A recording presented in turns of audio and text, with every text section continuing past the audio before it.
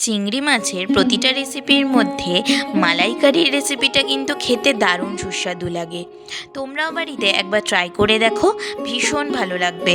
তো আজকে আমাদের রেসিপি চিংড়ি মাছের মালাইকারি। চলো শুরু করা যাক।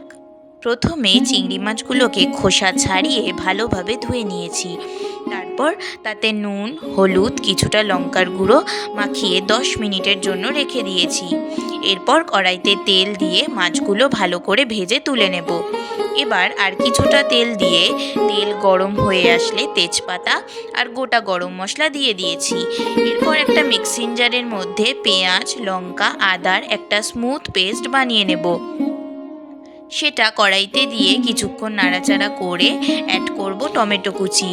সবটা কিছুক্ষণ ভালোভাবে কষানো হয়ে গেলে তাতে একে একে দিয়ে দেব স্বাদ মতো নুন, হলুদ, লঙ্কার গুঁড়ো, জিরে গুঁড়ো, ধনে গুঁড়ো, সামান্য চিনি।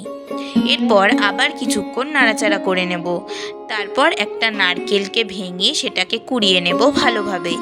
তারপর একটা ছাঁকনি আর চামচের সাহায্যে নারকেলের দুধটাকে বের করে নেব। এরপর নারকেলের দুধটা কড়াইতে দিয়ে বেশ কিছুক্ষণ ভালো করে নাড়াচাড়া করে নেব। তারপর ভেজে রাখা মাছগুলো দিয়ে দেব একে একে। এবার মোটামুটি 10 মিনিটের জন্য ঢাকা দিয়ে রাখবো। 10 মিনিট পর ঢাকা খুলে দিয়ে দেব গুঁড়ো গরম মশলা আর ঘি। ব্যাস, তাহলেই তৈরি চিংড়ি মাছের সুস্বাদু মালাইকারি। গরম ভাতের সাথে এটা খেতে কিন্তু অসাধারণ লাগে।